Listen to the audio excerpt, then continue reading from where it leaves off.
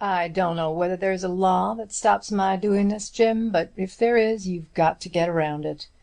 You're a lawyer and you know the game. You're my pal, and the best pal I've had, Jim, and you'll do it for me."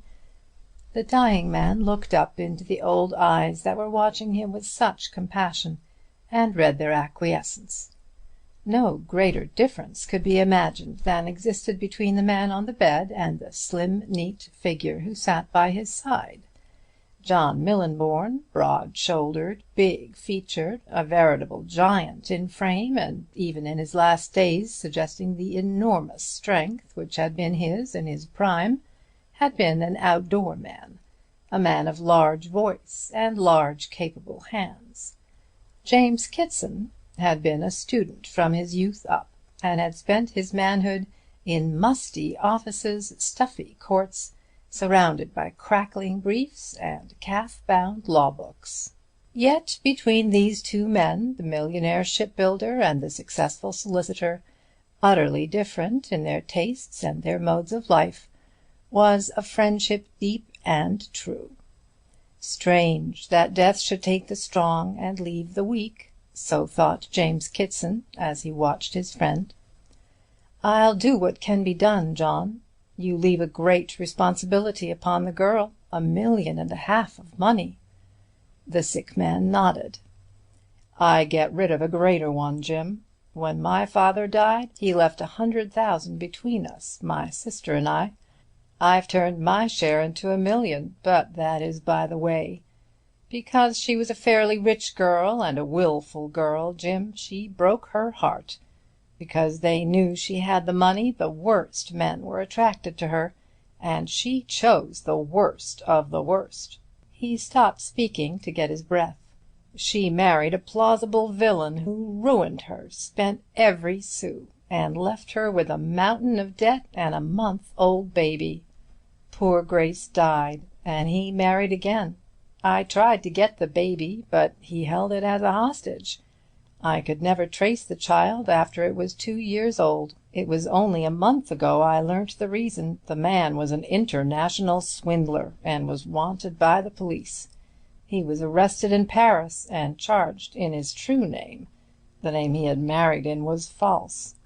When he came out of prison he took his own name, and of course the child's name changed too." The lawyer nodded.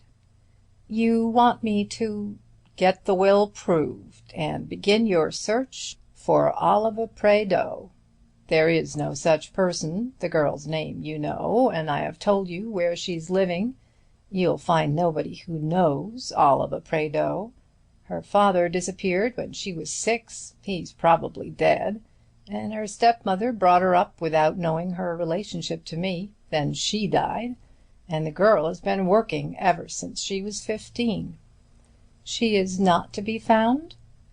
Until she's married, watch her, Jim. Spend all the money you wish. Don't influence her unless you see she is getting the wrong kind of man." His voice, which had grown to something of the old strength, suddenly dropped, and the great head rolled sideways on the pillow. Kitson rose and crossed to the door. It opened upon a spacious sitting-room, through the big open windows of which could be seen the broad acres of the Sussex Weald. A man was sitting in the window-seat, chin in hand, looking across to the checkered fields on the slope of the downs. He was a man of 30, with a pointed beard, and he rose as the lawyer stepped quickly into the room. "Anything wrong?" he asked. "I think he has fainted. Will you go to him, doctor?" The young man passed swiftly and noiselessly to the bedside and made a brief examination. From a shelf near the head of the bed he took a hypodermic syringe and filled it from a small bottle. Bearing the patient's side, he slowly injected the drug. He stood for a moment looking at the unconscious man, then came back to the big hall where James Kitson was waiting. "Well?" The doctor shook his head. "'Tis difficult to form a judgment," he said quietly. "His heart is all gone to pieces. Has he a family doctor?"